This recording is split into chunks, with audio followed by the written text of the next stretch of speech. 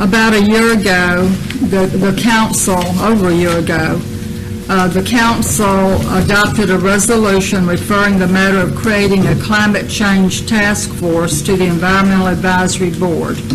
So they worked on this issue for a long time, for many, many months, and then they sent a recommendation to the City Council on creating a climate change task force.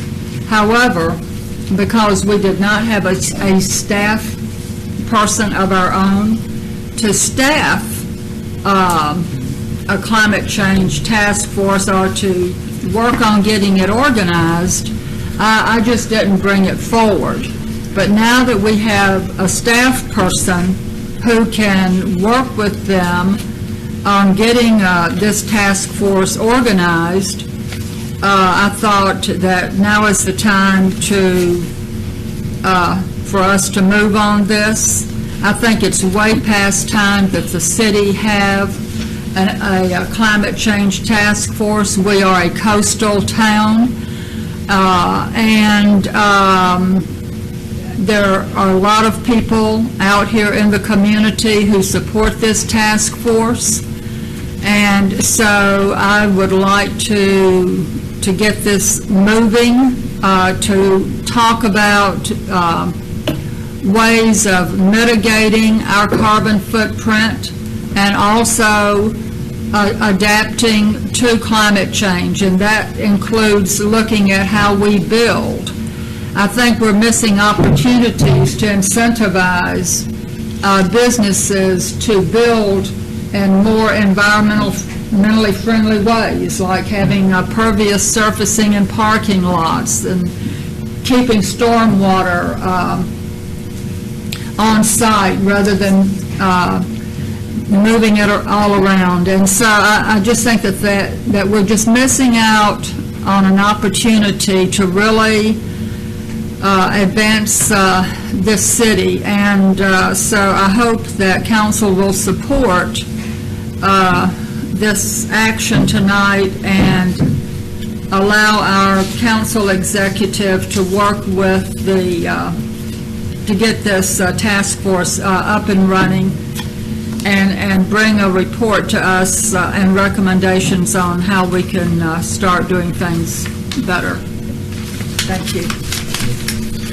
Thank you, Councilwoman Myers. I have 9 cards. I don't see any lights on, so let's go ahead and go to the public.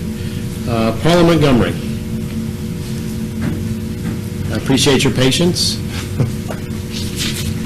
Thank you. I'm Paula Montgomery. I live at 641 Connell Drive in Pensacola. And I'm just here to say how delighted I am that this is on your agenda tonight. And it has been a long time coming. Living in this coastal city as we do, we are aware of how vulnerable we are. And I've watched reports of other cities that have already taken action. And I'm just real glad that we're about to. I'm glad there's a time limit of March 1st on getting this together. And I hope you will also have a time limit on when they report back and we start working on it. So, thank you again. Thank you, Ms. Montgomery. Diane Krumel.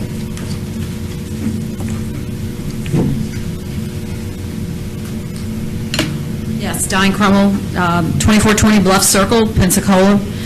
Councilwoman Sherry Myers, thank you so much for bringing this up. It is way past time for Pensacola to get on board with climate change. I'm not a scientist, but 97% of the scientists believe that climate change is real. To deny this is simply not possible. We cannot forget the flood that we had April, almost a year and a half ago, that just decimated our city. But I just want to bring to light that there is a need for us to be proactive and not reactive. It is time for us to have a plan. I live close to Summit where a lot of destruction was done, and their solution to that problem appalled me. The city, what they did is they went back over there and they tore down hundreds of trees back there. And what was their solution? Let's just dig a bigger hole. Let's just dig a deeper hole. Is that really planning? Do you call that planning? Those trees are part of what makes Pensacola beautiful. I've spoken on that in the past, but that also provided habitat for animals. You know, it keeps us shaded in the summer. It provided, the trees keep the erosion. We have a lot of serious problems with erosion because of tree removal here in Pensacola. So I'm just asking you to please consider this. The other thing, today I just went for a walk, and one of my climate-denying neighbors goes, wow, it is really hot out here. I'm ready for winter, because if it doesn't get cold soon, these mosquitoes are going to eat me alive.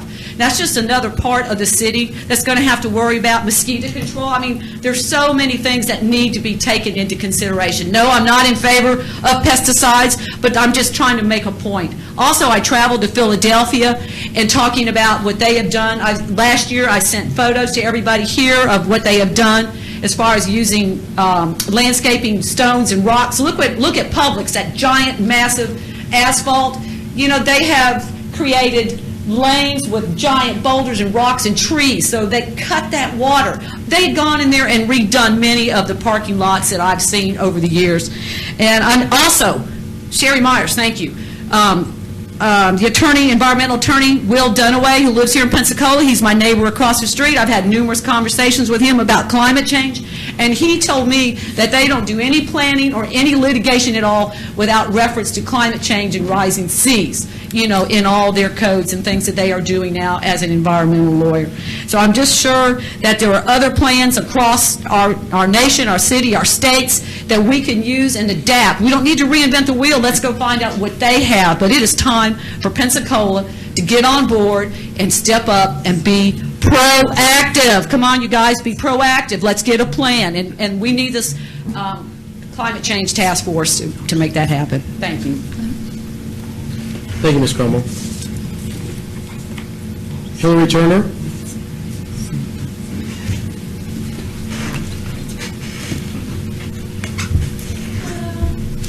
I'm Hilary Turner. I live at 221 North F Street in Pensacola, and I'm supporting the Climate Change Task Force. I want to say, first of all, as a young person, I love living in Pensacola. Part of why I love it is we have a tremendous natural beauty that surrounds us. Just today, I was lucky enough to go paddleboarding at the beach and saw a sea turtle at the beach, and it was just a sign of hope and inspiration for me. It's part of why I love this place, but I'm very I'm very concerned about the future of Pensacola. We have to address the issue of climate change. I have studied the science of climate change, and I believe that it's our biggest threat. And I hope that all of you have studied the science, and if you haven't, I implore you to please do so, and to take this issue seriously. You know, climate change is in the news a lot right now because of the talks happening in Paris. The president is over there right now. It's interesting because ExxonMobil just came out and said that humanity is in dire threat of climate change, which is interesting because ExxonMobil has been the biggest company funding the bogus science trying to deny climate change. And you can only deny the truth for so long until it's just in front of your face and you can't keep denying it. And so I just hope that, you know, all of you to take this as like the mainstream has accepted that climate change is happening, and please take this issue seriously. And let's see, we can already see, you know, climate change isn't an abstract problem of the future that may or may not happen in the future. It's happening right now, and our community is already feeling the effects of it.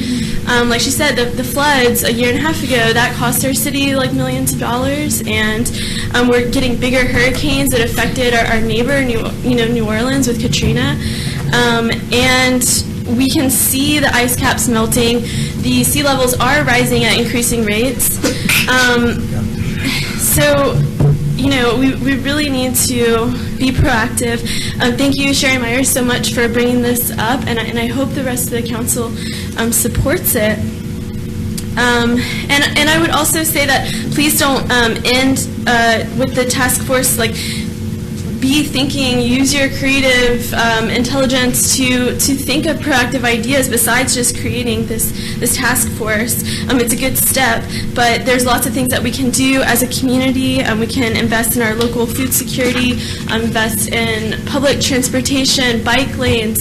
The city government buildings could set an example by being adopting clean, renewable energy. For an example, Pensacola should set the example, be an example city on this Ms. issue. Turner. Thank you.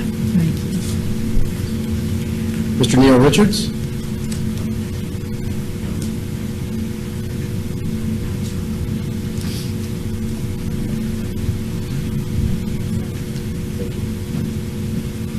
Neil Richards with property at 422 West Gregory.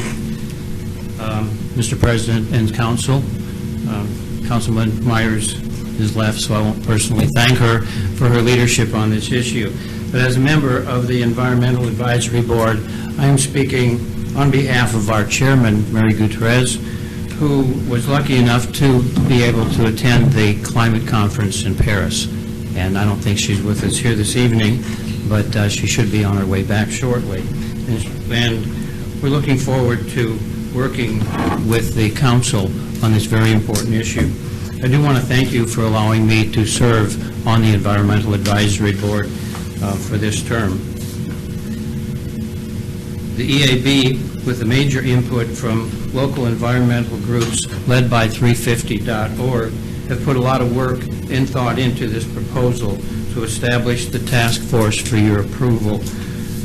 And this will endorse the understanding and the seriousness of the nature of this issue. Establishing this task force will provide the framework to separate fact from fiction and help provide a forum for you to make further decisions environmentally throughout our future.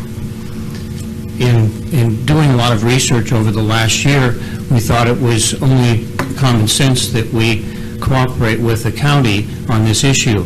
It seems that the county has abandoned their environmental advisory board, and there's not the opportunity for an interlocal agreement of such to create this task force. So we're asking you to take the lead in this area, and we certainly have included with the recommendation all of the advisories, all the stakeholders, if you will, that can come and either be on the task force or be a special technical committee to that task force, so that when you have an issue that is affected by that, you can either challenge the task force or the work will have already been done.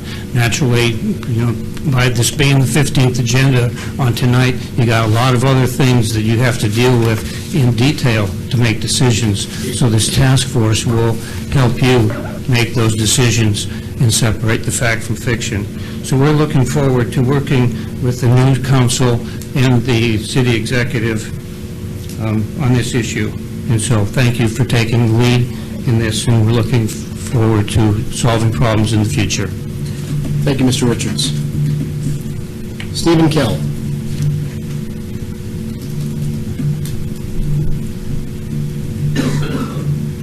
Hello, I live at 415 East Jordan Street in Pensacola. I'd actually like to hone in on one of Sherry's points about reducing carbon footprint, because the localized effects of pollution are less controversial than global climate change. We know, there are different levels. You can say examples of cities before environmental regulations where you've all heard of smog. You don't have to get to the level of Beijing where the sun is blocked out permanently before you have ill health effects. And yeah, I just think it's a good idea to take care of the environment because it impacts our health. Thank you for your time. Thank you, Mr. Kell. Elaine Sargent.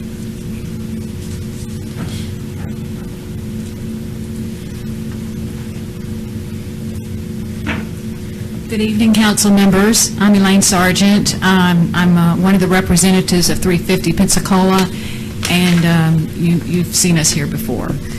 We thank Councilwoman Myers for bringing this forward again. I come before you tonight to ask that you create this Climate Change Task Force.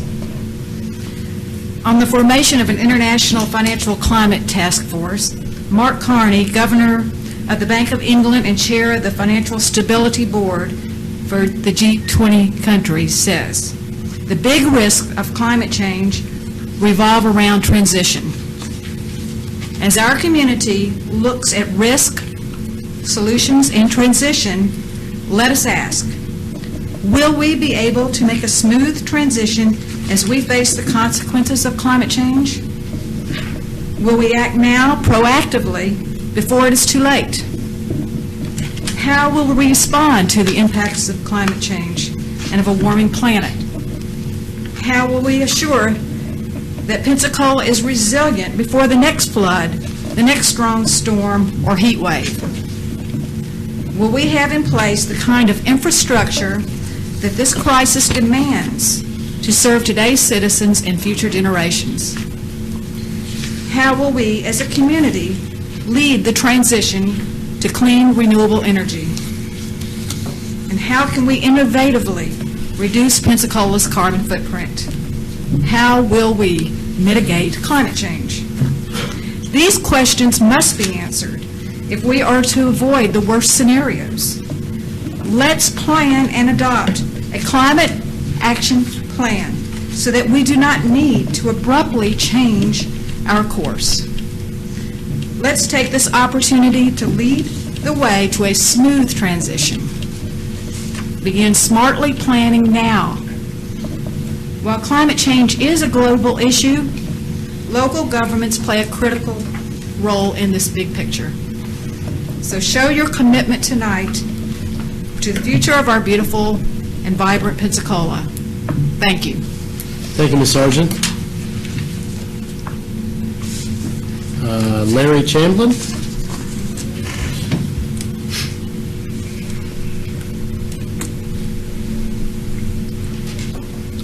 Good evening, members of the City Council. I want to thank Councilwoman Myers for bringing this back to the Council. I think this is a very important issue. My name is Larry Chamblin. I'm a resident of the county, and I would really like to see the city take the lead for the whole region, not just the city and the county, but I think this is an issue that needs to be addressed across the entire region. The reason, there are several reasons I want to touch on, just a couple of reasons that I think, basically my talk is about the good news and the bad news. Let me start with the bad news. That is that there are many studies that show that sea level rise is happening much faster than we thought it was. Several studies point to this fact. One was participated in by Andrea Dutton. She is a University of Florida geochemist and one of the authors of one of the new studies. And they warn, this study warns that if we go beyond 2 degrees Celsius, which is the United Nations goal, we could lock in high sea levels that will swamp our coastal cities. Dr. Dutton emphasizes that, and I quote, the decisions we make now about where we want to be in 2100 commit us to a pathway where we can't go back. Once these ice sheets start to melt, the changes become inevitable. Reporting on another recent study on sea level rise, and I think I sent all of you a link to this in an email. We have a report that was the Natural Resources Defense Council reported on this study, and their concluding statement, I think, bears something we ought to really pay attention to. If we continue to combust fossil fuels with no restraints, which is what we're pretty much doing right now, the flood index could increase by a factor of 350. And this wouldn't only occur in some distant land, but also in U.S. cities like Atlantic City, New Jersey, and Pensacola, Florida. The National Climate Assessment last year, right after the big flood that we had here, predicted exactly what happened in that April flooding. That is to say, more heavy precipitation events, and we can expect even more as we go forward. But let me say that there is really good news that we need to be thinking about. There is hope. Many cities are taking action, as several others have mentioned, and we can do the same. And I would like to see Pensacola part of a momentum. We had a march last Sunday, people supporting a strong action in Paris. There's a growing support for this kind of action here in Pensacola. Thank you. Todd Thompson.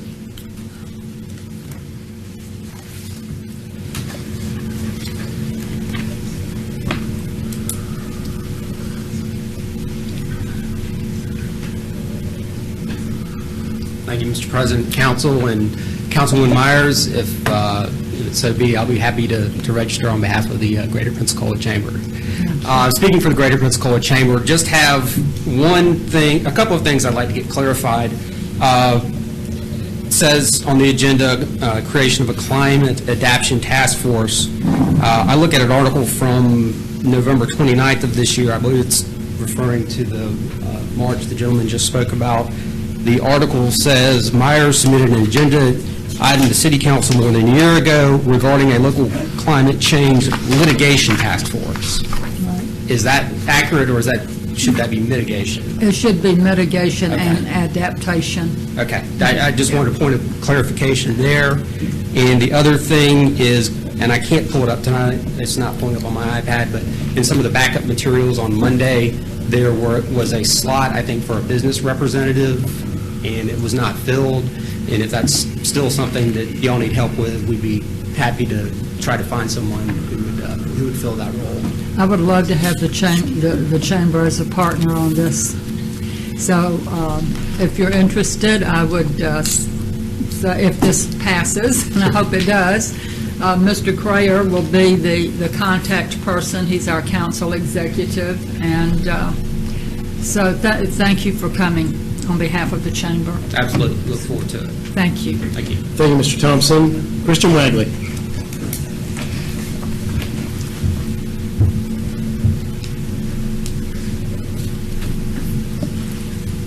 Good evening, Council. Christian Wagley. I'm a city resident, 801 East LaRue Street, Councilman Spencer's district. I'm also the programs chair for 350 Pensacola. We're the local group that's been raising awareness about climate change for over 5 years now. Elaine Sargent's actually our founder. You know, during those 5 years, as I look back and I think about the amount of credibility that we've established by really just sticking to the science, sticking to the facts, keeping the emotion out of it, but also during those 5 years, how much the discussion about climate change and taking action on climate has really become more and more mainstream. And I just brought up as a couple of props here. Last year, the local business magazine, Business Climate, actually had a front page story about the climate change issue. And then even more mainstream, one of my favorite magazines of all time, last month, the November issue of National Geographic, cover story, the whole issue dedicated to climate change, called Cool It, the climate issue. So, you know, the discussion is more and more mainstream, and it's also mainstream among cities. There are over 1,000 mayors of cities and towns across America that have signed the U.S. Conference of Mayors Climate Agreement. Planning for climate change is, I mean, almost everybody's doing it. Every branch of the U.S. military is doing it, federal government, state government, universities. It's the kind of thing that I think we want government to do for it. It's too big of an issue for us to do individually on our own. Some things we can do on our own. This is the kind of thing that requires a larger solution, people working together, and so we come together in the form of government through you all and staff to do that sort of thing. And some of the smart things I think you would see come out of a climate task force have been mentioned tonight. You look at making buildings more energy efficient so that, guess what, it doesn't cost as much to run the city government. Looking at how we deal with our shoreline. Some areas may need to be hardened, some areas can be softened in more innovative ways, but knowing that sea level rise is going to actually accelerate is the forecast. More strategic planting of trees, because we need more shade. Instead of doing that randomly, we do that strategically so we get shade in the places that we need it. One little item about the proposal there is I think it talks about having 17 members. That's probably too many, so it can easily be brought down to 9, which is a very manageable number, and I know there are 9 people on the list who are willing to serve. So I encourage you to please take this important step forward for Pensacola, and as always, I thank you for your service and for considering my comments. Thank you, Mr. Wagley. That's our last card. Other comments from council? Councilman Spencer. Thank you. Thank you very much. I think it is appropriate, first of all, just to thank everyone that has sat in the audience awaiting their opportunity to speak as advocates of Council Member Myers' proposal. So thank you for being here tonight. Some of you have been speaking, preaching this sermon long before you had an opportunity to back up a proposal like this. So again, thank you.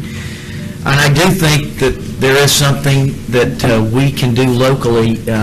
For instance, I had been discussing with some friends of mine that live in Colorado, and I looked at the enginesoff.com website, and it lists every city in Colorado that has enacted local legislation limiting the idling time of vehicles, also addressing that in terms of trucks, weights, vehicles, and in a very practical way, allowing for the shipment and distribution of freight, but also putting time limits on how those vehicles can sit and be idle and run their engines, unfortunately creating tremendous carbon or adding to the carbon footprint. So that's one. There's just an example right there of local ordinances. Englewood, Denver, Basalt, Aspen, almost every city in Colorado. And again, local reaction.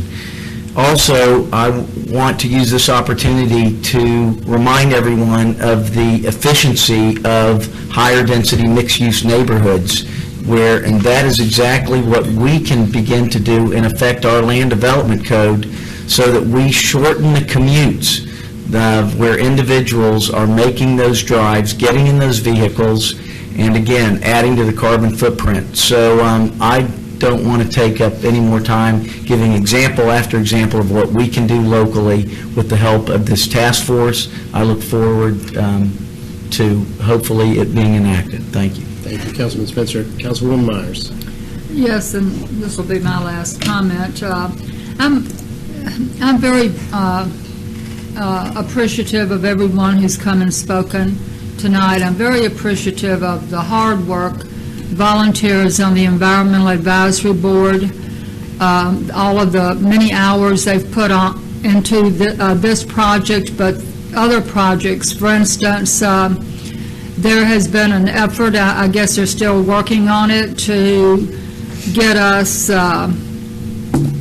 involved with the Florida Green Building Coalition. And they worked for about a year on doing an assessment of the city's environmental practices and policies. And actually, we're doing pretty good in some areas. So I'm very excited about this now that we have our own staff person who can devote time to this. And I hope the council passes this motion and we can move forward with this and have something back by the 1st of March in terms of we'll know what the Climate Change Task Force will look like and its goals and objectives.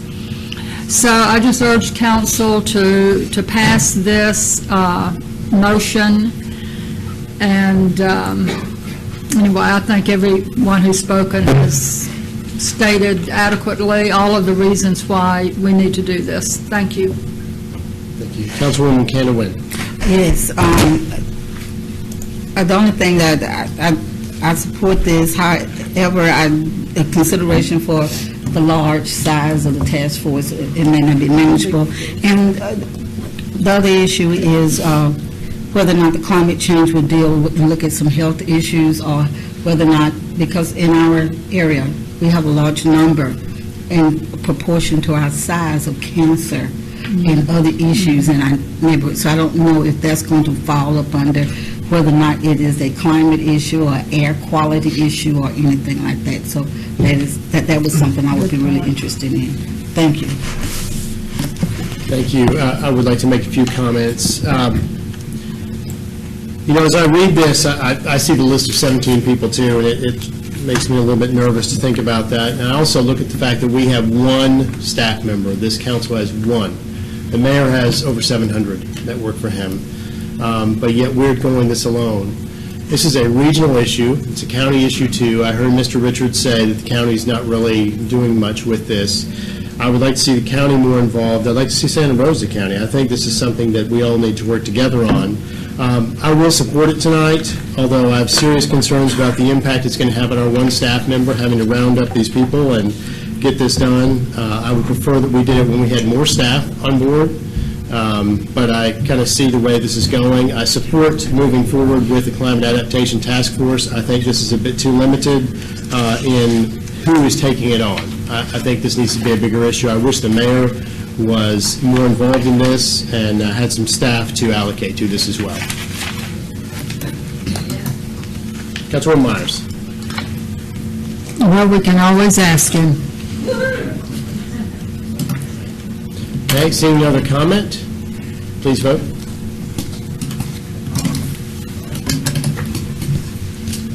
The vote is 7-0. Motion passes. Congratulations, Councilwoman Myers, and everyone else who spoke.